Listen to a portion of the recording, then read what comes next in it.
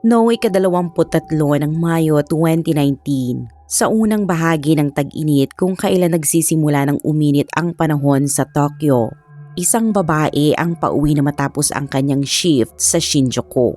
Alas 4 na ng madaling araw noon at pagdating niya sa pangunahing pasukan ng kanyang apartment building sa Higashi, Shinjuku, ginamit niya ang kanyang keycard upang makapasok sa lobby.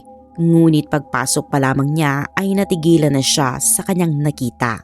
Sa malamig na sahig ng lobby, may isang babaeng tahimik na nakaupo at sa unang tingin, inakala pa niyang ito ay multo.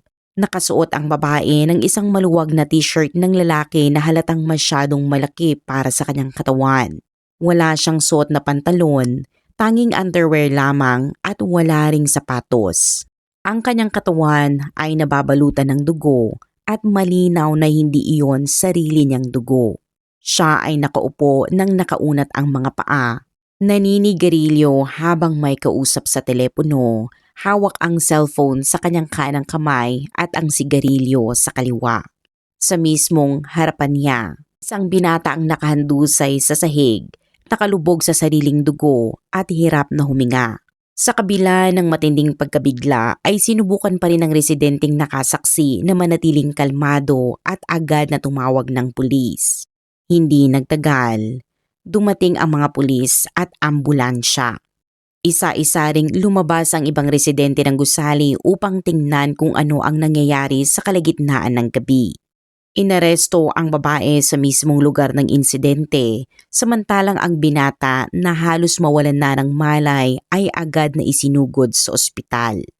Samantala, ang residenteng unang nakakita sa eksena ay nakapagkuha ng mga litrato at agad itong ipinost online na may caption na, "I just witnessed this. This woman is insane."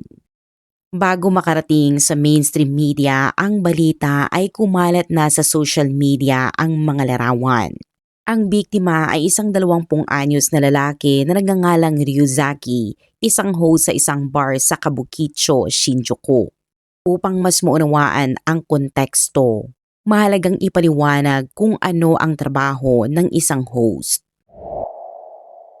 Karaniwan, kapag unang beses bumisita ang isang babaeng customer sa isang host club, siya ay nagbabayad ng humigit kumulang 11,650 pesos hanggang 29,127 pesos kada oras at hindi pa kasama ang inumin kapalit ng companionship.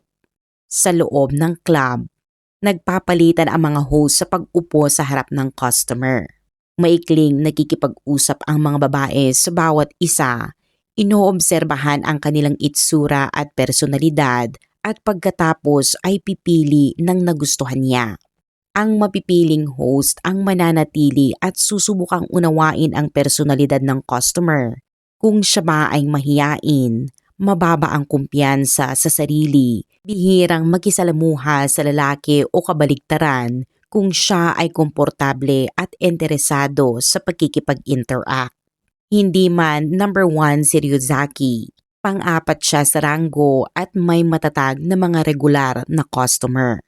Ipinanganak siya noong 1999 sa Nasukarasuyama, Tochigi Prefecture. Siya ay lumaki sa isang mahirap na pamilya na may 6 na magkakapatid. Dahil hindi kayang alagaan ng kanyang mga magulang ang lahat ng anak, naghiwalay ang mga ito habang siya ay nasa elementarya pa lamang. Ang 6 na magkakapatid ay pinaghiwa-hiwalay at ipinadala sa magkakaibang orphanage at mula noon ay nawalan na sila ng komunikasyon sa isa't isa. Bilang teenager, labis na kinamuhian ni Ryuzaki ang buhay sa orphanage. Sa paaralan, tinutokso siya ng mga kaklase dahil isa siyang ulila. Hindi rin maganda ang kalagayan sa loob ng institusyon dahil may mga guro na hindi maayos ang pagkikitungo at ang ilang bata ay nasasangkot sa pagnanakaw at pagkikipag-away. Pagkatapos niyang makatapos ng middle school ay tuluyan siyang umalis sa orphanage. Sa halip na magpatuloy sa high school, naging palaboy siya at paminsan-minsang nagtatrabaho bilang construction laborer kung may available na trabaho. Nabubuhay siya sa araw-araw kung ano lang ang mayroon. Karaniwan siyang natutulog sa 24-hour internet cafes o manga cafes kapag may pera, ngunit kapag wala, sa kalsada siya nagpapalipas ng gabi. Isang araw habang nakahiga sa karton, may lalaking lumapit sa kanya at nag-abot ng 5,600 pesos.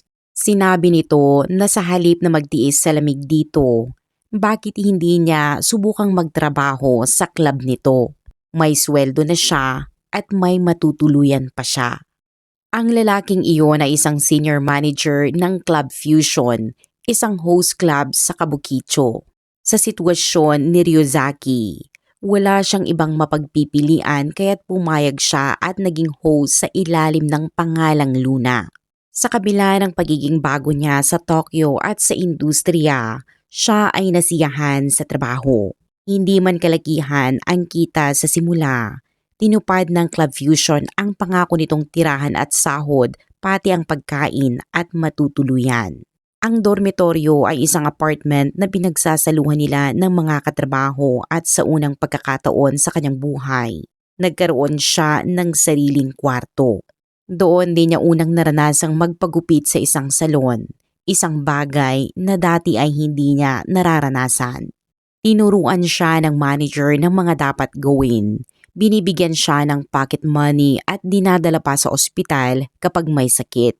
Tuwing day off, nagtitipon-tipon sila sa dormitoryo para magluto ng hot pot at uminom ng beer. Hindi siya walang pakiramdam, kundi lumaki lang siya na kulang sa pagmamahal. Ngayon, sa piling ng kanyang mga katrabaho, unti-unti niyang naranasan kung ano ang pakiramdam ng may kasama at may sumusuporta. Sa paglipas ng mga buwan, nagbago ang kanyang personalidad.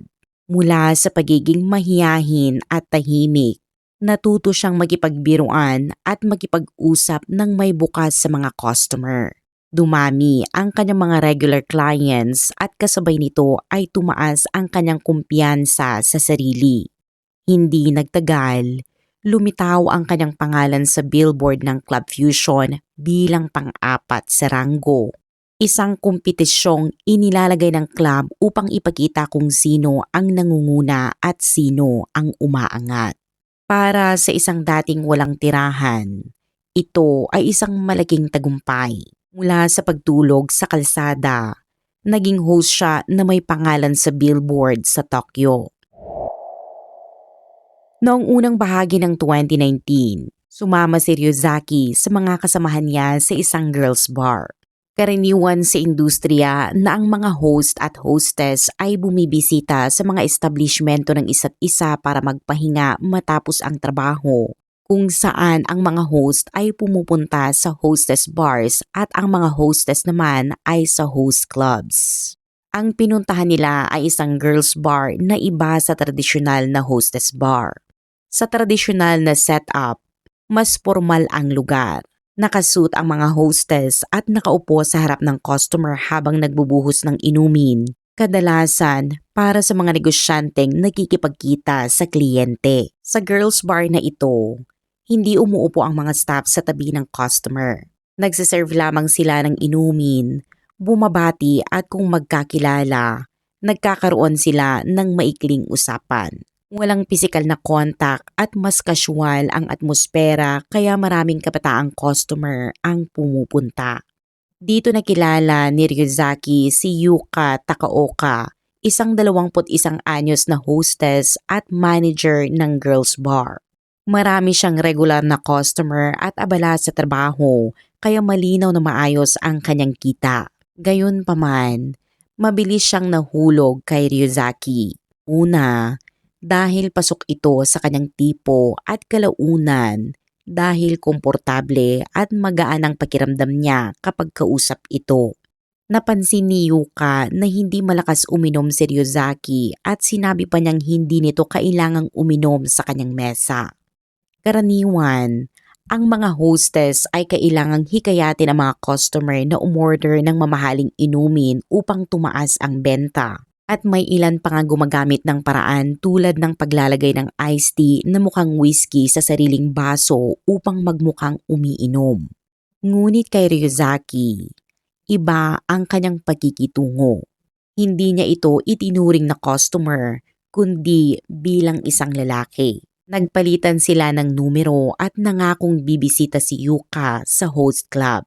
Makalipas ang 1 o 2 buwan na walang komunikasyon, bumisita siya noong Marso ng 2019. Nang muli silang mag-usap, naging natural at maayos ang daloy ng kanilang pag-uusap. Para kay Ryuzaki, isa lamang siyang customer, ngunit para kay Yuka, seryoso ang nararamdaman.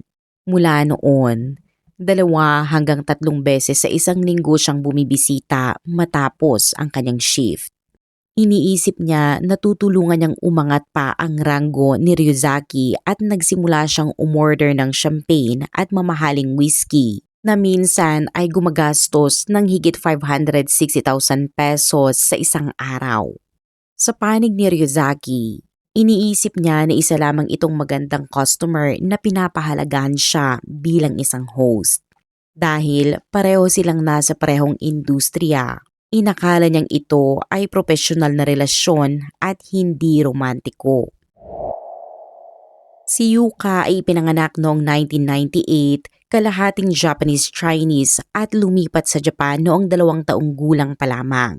Nag-aral siya ng early childhood education sa kolehiyo, ngunit hindi ito itinuloy at kalaunan ay pumasok sa isang academy kung saan may guro na nagmamay-ari rin ng girls bar. Inalok siya nitong subukan ang trabaho roon at doon nagsimula ang kanyang karera. Bagamat palabiro at palakaibigan si Yuka, may mga pagkakataon na mabilis siyang magalit at pabago-bago ang kanyang mood. May insidente pa nga na nang may magsalita ng hindi maganda tungkol sa kanyang nobyo, siya ay nagalit at naghagis ng upuan. Ipinapakita nito na may mga senyales ng marahas siyang pag-uugali. Gayunpaman, para sa ilang customer, ang kanyang bahagyang pagiging mahirap pakisamahan na may kasamang lambing ay lalong nakakaakit. Sa paglipas ng panahon, dumami ang kanyang regular customers at na-promote siya bilang deputy manager ng girls bar na nagdala sa kanya ng mas mataas na kita. Bagamat bata pa, kilala na si Yuka bilang matatag at mabilis magdesisyon.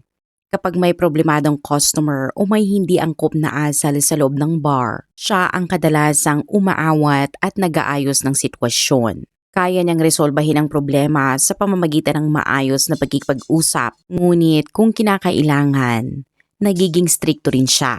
Dahil dito, kahit ang matatandang hostess ay hindi basta-basta nagmamaliit sa kanya. Bukod pa rito, bukas ang isip ni Yuka at sa kabila ng matinding kompetisyon sa industriya, handa siyang tumulong sa mga kasamahang nahihirapan.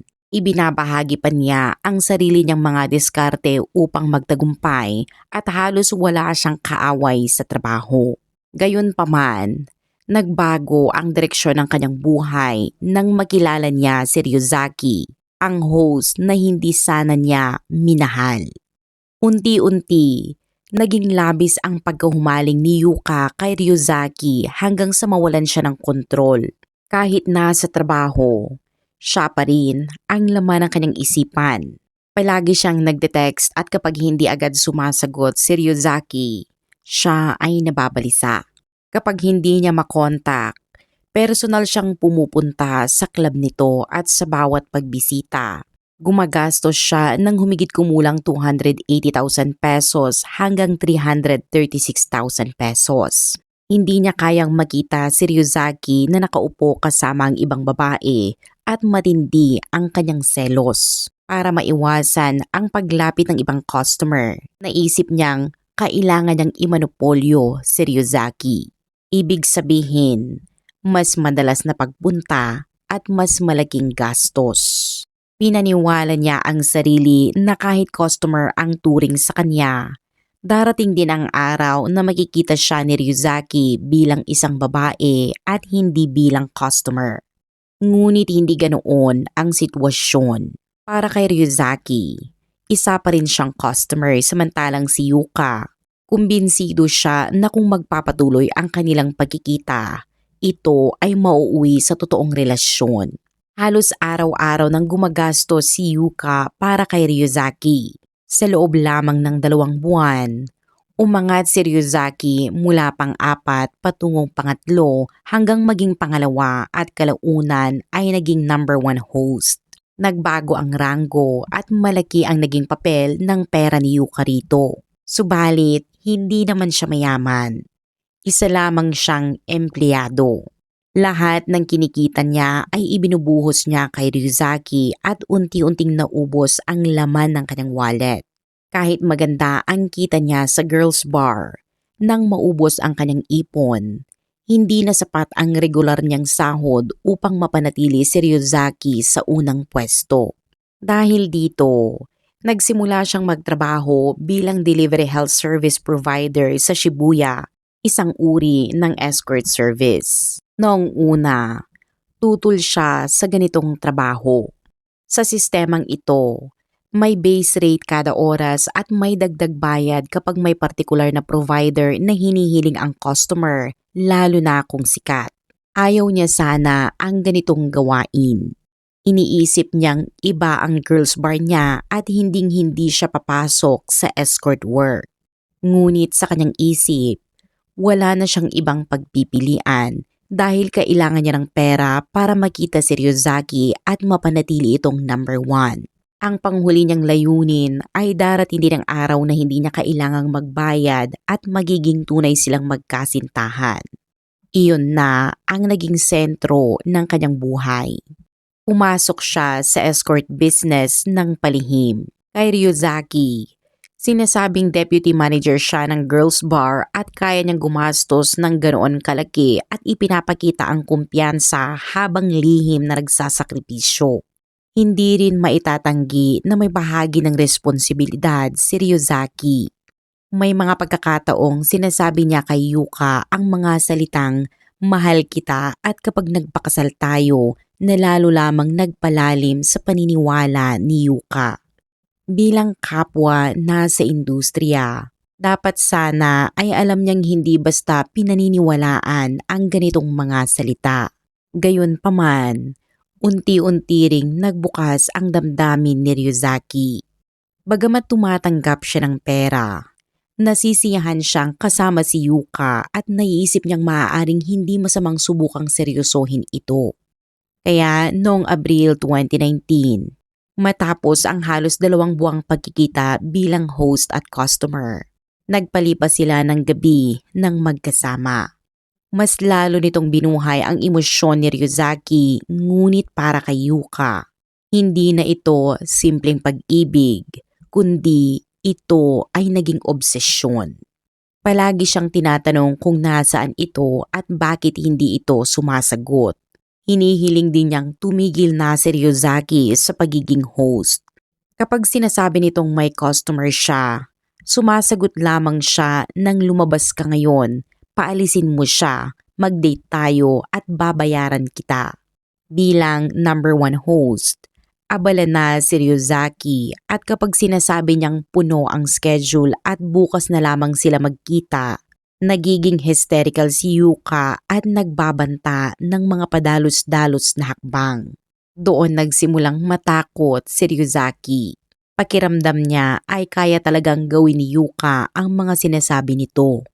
Pagamat hindi niya tunay na minahal si Yuka, may malasakit pa rin siya rito.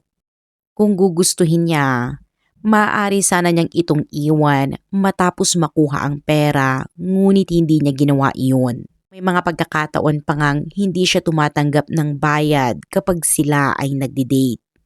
Sa halip na humupa, lalo lamang tumindi ang obsesyon ni Yuka.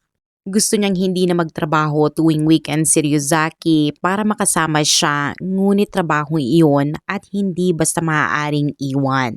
Habang mas nagiging abala si Ryuzaki, mas iginigit ni Yuka na tumigil na siya sa pagtatrabaho.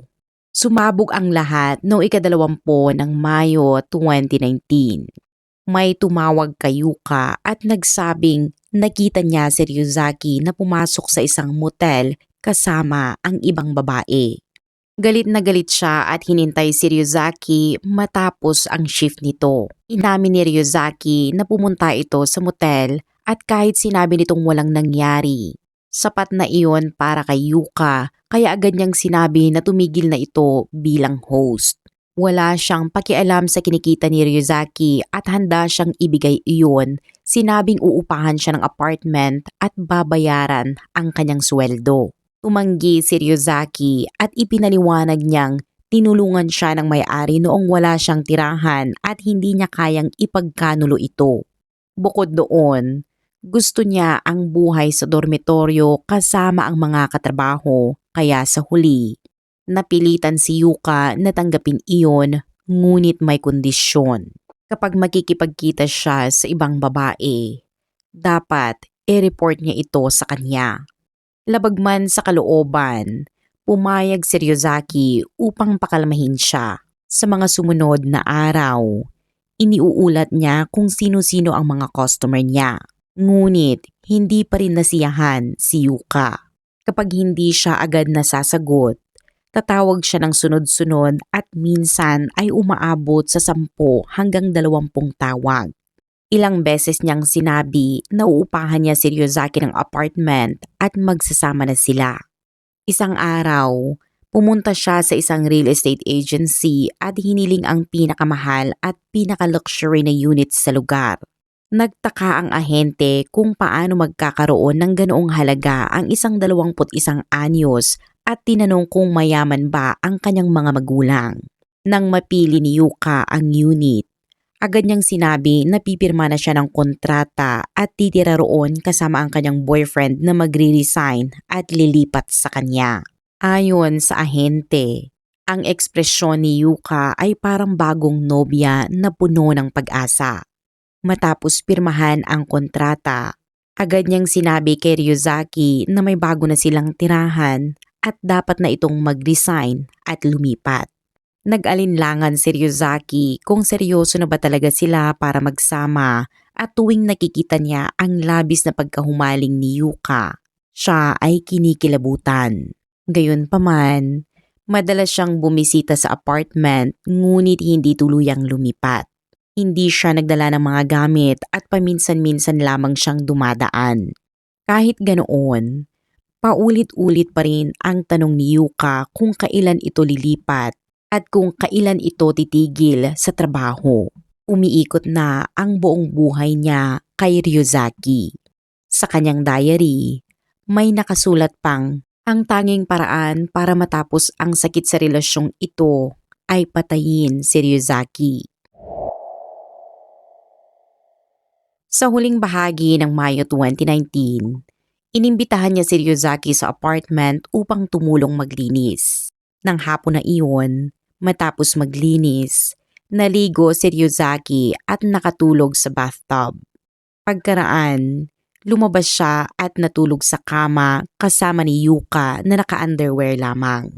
Habang siya ay natutulog, lihim na kinuha ni Yuka ang kanyang cellphone at tinitingnan ang laman. Maraming larawan kasamang ibang babaeng customer sa host club. Hindi na niya kinaya at sa kanyang isip, kung hindi siya ang makakasama ni Ryuzaki, wala nang iba. Bandang 3:50 ng madaling araw, kumuha siya ng kutsilyo sa kusina at lumapit sa kama kung saan natutulog si Ryuzaki. Sandali siyang tumayo at tumingin dito. Pagkatapos ay itinaas ang kutsilyo at buong lakas na itinarak sa tiyan nito. Umabot hanggang hawakan ang talim. Nagising si Ryuzaki sa matinding sakit at hirap huminga habang mabilis ang pag-agos ng dugo.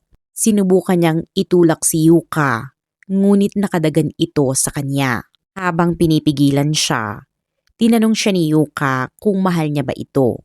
Alam ni Ryuzaki na kailangan niyang sabihin ang gusto niyang marinig upang mabuhay. Nang sabihin niyang mahal niya ito, sumagot si Yuka na kung ganoon, sabay na tayong mamatay. Sa sobrang sakit, nanginginig ang buong katawan ni Ryuzaki. Bigla namang hinugot ni Yuka ang kutsilyo dahilan upang lalo pang dumami ang dugo. Nakiusap si Ryuzaki na tumawag ng ambulansya ngunit tahimik lamang siyang pinanood ni Yuka. Sa kabila ng kalagayan, nagawa pa ni Ryuzaki na tumayo at gumapang papunta sa pinto habang hawak ang kanyang sugat sa kanyang tiyan. Mula sa likuran, sumigaw si Yuka na huwag siyang umalis ngunit pinilit niyang makatakas. Nakarating siya sa elevator. May CCTV roon na nakapagtala ng kanyang pagbaba at ayon sa paglalarawan, tila isa itong eksena sa isang horror film. Ang pindutan, dingding at sahig ng elevator ay nabalot ng dugo. Naka-underwear lamang siya at ang buong katawan ay kulay pula. Pagbukas ng elevator sa lobby, halos gumapang siya palabas bago tuluyang bumagsak sa sahig. Sumunod si Yuka pababa, dala ang kanyang cellphone, salamin at sigarilyo. Umupo siya ng mahinahon sa tabi ng naghihiningalong si Ryuzaki. Nagsindi ng sigarilyo at tumawag sa isang kaibigan habang nakahandusay ito sa likuran niya. Ang eksenang ito ang naging sentro ng matinding batikos laban sa pulisya. Sa Estados Unidos, ayon sa maraming netizen, malamang na agad bubunot ng baril ang mga pulis at sisigaw ng hands up, get down sa ganitong sitwasyon. Ngunit sa kasong ito, 3 pulis ang dumating at hindi agad gumamit ng puwersa. Sa halip, hinintay muna nilang matapos ni Yuka ang kanyang tawag sa telepono. Nakuhanan pa ito ng litrato na habang nakaupo si Yuka at nakikipag-usap sa telepono, ang mga pulis ay nasa harap niya at halos kapantay ng kanyang mga mata at tila mahinahong nakikipag-usap. Kung dahil man ito sa anggulo ng kuha o sa aktual na sitwasyon, malinaw sa larawan na walang agarang pisikal na pagpigil. Dahil dito, umani ng matinding batikos ang pulisya. Marami ang nagtatanong kung dahil siya ba ay babae. Dahil ba maganda siya kaya maingat at banayad ang pagtrato sa kanya. Ipinaliwanag ng pulis na maingat silang lumapit dahil hindi nila alam kung ano pa ang maaaring gawin ni Yuka. Ayaw nilang lalo siyang ma-provoke at mas pinili ang pagresolba sa pamamagitan ng pag-uusap. Gayunpaman, hindi nito napigilan ang kritisismo ng publiko. Nang kumalat online ang mga larawan, nagkaroon ng matinding reaksyon. Karamihan ay galit at hindi makapaniwala kung paano raw nagagawa ng isang tao na manigarilyo at makipag-usap sa telepono habang may taong halos mamatay na sa kanyang tabi. Para sa marami, malinaw na may malubhang problema sa kanyang pag-iisip. Subalit, may ilang netizen na kabaligtaran ang naging reaksyon. May mga nag-romanticize pa sa kanya. May mga komento pang tumutukoy sa kanya bilang kaway at tinawag siyang tunay na yandere, isang karakter sa pop culture na obsesibong umiibig. May ilan pang ang nagsabing gusto rin nilang maranasan ang masaktan dahil sa pag-ibig. Ang ganitong mga reaksyon ay lalo pang nagpalalim sa diskusyon tungkol sa pananaw ng lipunan sa karahasan at obsesyon. Inaresto si Yuka sa loob ng insidente ng walang pagtutol at sa loob pa ng police car. Nakangiti pa umano siya. Nang tanungin kung bakit niya sinaksak si Ryuzaki, sumagot siya na mahal niya ito ng sobra at kailangan niya itong patayin dahil gusto niyang makasama ito at pakiramdam niya ay wala na siyang ibang pagpipilian. Samantala, isinugod si Ryuzaki sa ospital at isinailalim sa emergency surgery. Pagdating niya roon, tinatayang nasa 20% lamang ang tsansa niyang mabuhay. Tumagos ang kutsilyo sa kanyang atay kaya naging napakahirap ng operasyon. Ayon sa mga doktor, muntik na silang mawalan ng pag-asa ngunit natapos din ang operasyon. Matapos ang 51 oras na pagkawala ng malay, himalang nagising si Ryuzaki. Marami ang hindi naniwalang mabubuhay pa siya matapos ang dami ng dugong nawala. Bagamat nakaligtas, mahigit 1 buwan siyang nanatili sa ospital. Noong una, Nawalan siya ng boses at hindi makapagsalita. Nakahiga lamang siya sa kama at nang magsimula siyang makaupo, kinailangan pa niya ng physical therapy, ngunit higit sa physical na sakit, mas mabigat ang iniwang trauma sa kanyang isipan. Habang nasa ospital, madalas siyang magkaroon ng hallucination na si Yuka ay gumagapang sa bintana ng kanyang silid. Paulit-ulit itong nangyayari hanggang sa hiling niyang ilipat siya sa kwarto na walang bintana. Sinabi niyang hindi niya kailangan ng bintana at hindi niya kailangang makita ang sikat ng araw. Ipinakita nito kung gaano kalalim ang epekto ng insidente sa kanyang mental na kalagayan. Nagsimula ang paglilitis noong 3 ng Disyembre ng parehong taon. Ikinagulat ng marami nang dumalo si Ryuzaki sa korte at nakaupo roon ng may banayad na ngiti. Hindi ito ngiting mapanukso, kundi tila tunay. Ngumiti pa siya habang nakatingin kay Yuka at nang tanungin ng mga reporter kung bakit siya nakangiti. Sinabi niya na pinatawad na niya si Yuka. Bago ang paglilitis, nagpadala si Yuka sa kanya ng mahabang liham. Nakasulat doon ang paghingi niya ng tawad at pagkilala sa sakit at paghihirap na dinanas ni Ryuzaki. Sinabi pa niyang dapat ay matagal na siyang nawala sa buhay nito. Matapos basahin ang liham, nag-isip si Ryuzaki at nagsumite ng petisyon sa korte na nagsasabing hindi niya nais ng mabigat na parusa para kay Yuka at umaasa siyang mabibigyan ito ng pagkakataong mamuhay ng normal. May ilang naniniwalang maaaring natakot lamang siya sa posibleng paghihiganti, ngunit sa kabuuan, tila taos ang kanyang pagpapatawad. Matapos timbangin ang iba't ibang salik, hinatulan si Yuka ng 3 taon at 6 na buwan na pagkakakulong para sa attempted murder. Muling nagkaroon ng malakas na reaksyon ang publiko. Para sa marami, masyadong magaan ang sentensya para sa isang taong gumawa ng ganoong krimen. May mga nagsabing hindi siya dapat makabalik agad sa lipunan. Ang kasong ito ay nagbukas ng diskusyon tungkol sa kultura ng host at hostess sa Japan, kung saan minsan ay nagiging malabo ang hangganan ng serbisyo at tunay na damdamin.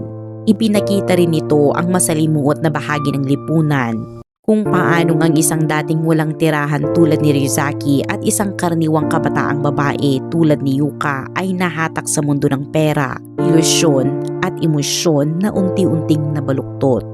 Makikita rin ang reaksyon ng lipunan na mula sa mga nag-romanticize sa konsepto ng yandere hanggang sa mga kumwestiyon sa pamamaraan ng pulisya at sa desisyon ng korte. Para sa ilan, maaaring sumasalamin ito sa mas malalim na usapin kung paano tinitingnan ang karahasan at mga problemang psikolohikal. Mayroon ding isang kabalintuanan sa pagtatapos ng kwento na kapwa nila ipinagpatuloy ang kanilang buhay sa entertainment industry. Si Ryuzaki ay lalo pang sumikat bilang host habang si Yuka naman ay naging social media influencer. Para sa iba, ito ay refleksyon ng modernong lipunan kung saan ang trahedya ay maaaring maging bahagi ng entertainment at pagkakakitaan ng masa. Sa huli, hindi lamang ito kwento ng obsesibong pag-ibig. Isa rin itong masalimuot na larawan ng mga isyong panlipunan, kalungkutan, ilusyon, pressure sa ekonomiya at ang pagpapalabo ng realidad at pantasya sa digital na panahon. At ito ang kaso para sa araw na ito. Ano ang inyong pananaw tungkol sa insidenteng ito? Huwag kalimutang ibahagi ang inyong opinion sa comment section sa ibaba at maraming salamat sa panonood at magkita-kita tayo sa susunod na video.